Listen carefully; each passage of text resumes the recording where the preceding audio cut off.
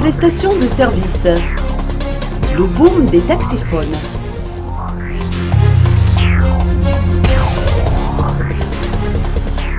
Qui n'a pas remarqué la présence des taxiphones dans chaque coin de rue de la capitale?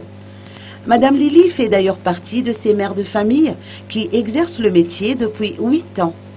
Elle a décidé de s'établir devant le stationnement de Fassenkarana.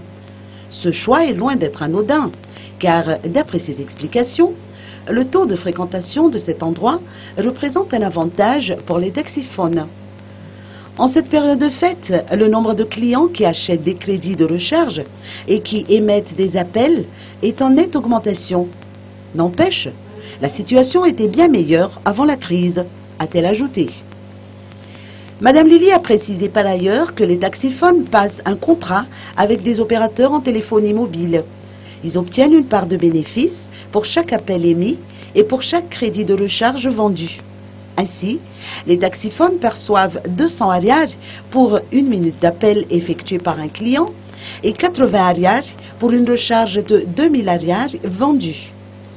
Comme tout gagne-pain, ce travail comporte des avantages, à condition toutefois d'y mettre un minimum d'investissement, a-t-il confié. Les taxiphones font vivre des milliers de familles tananariviennes et ne cessent d'ailleurs d'évoluer.